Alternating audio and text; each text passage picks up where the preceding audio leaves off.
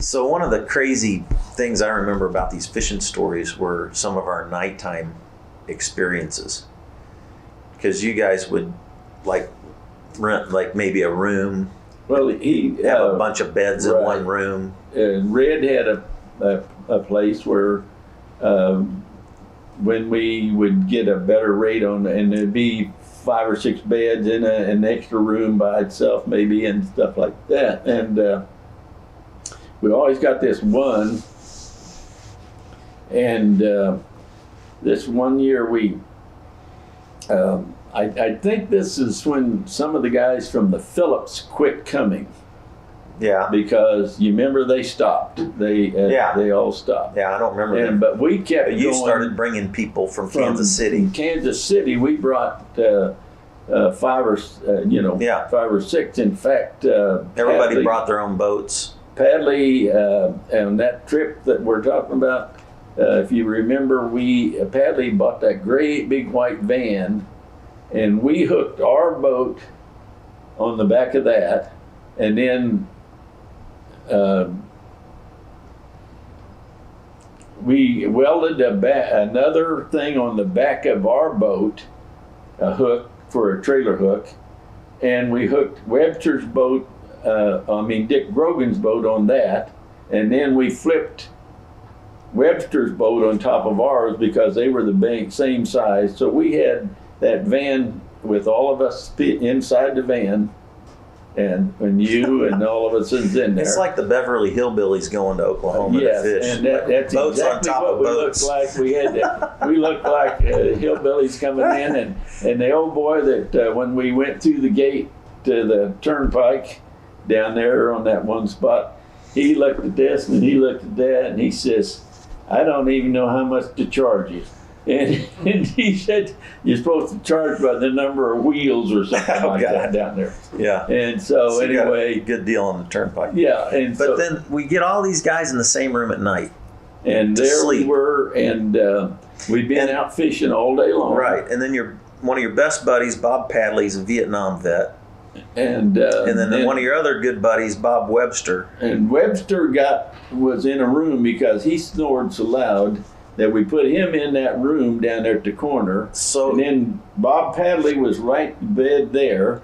And then we put a cot right beside me that I because- slept in. that you slept in. And then I think Craig Talley was either Yeah. next to me or something like that. And But like this was like a torture chamber for me. Like noise torture. and they Like I never heard guys snore so loud in all of my life. Like I didn't even, like if I had tried to make a noise as loud as I could on purpose, I wouldn't be able to make a noise as loud as these guys could snore. well, what happened was we all got our showers and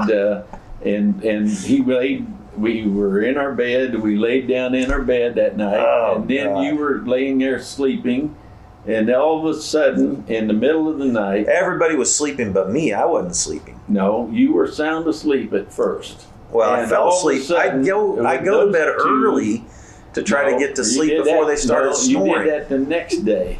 Now you went to bed with the rest of us the night that you had the little experience, and Bob Webster was snoring so loud, and Padley was snoring so loud, and all of a sudden you sat up in that bed with your arm. You said, "Ah!" And I said, Fred, what's wrong?" And he said, "What's that noise? What's that noise?" And I said, "Well, that's Bob and Bob snoring." And you said, "I can't stand that. I can't believe it." And you laid back down and went back to sleep. So the very next night that we went to bed, you went to bed about 8:30. This is where my insomnia started that got me in trouble when I was 56.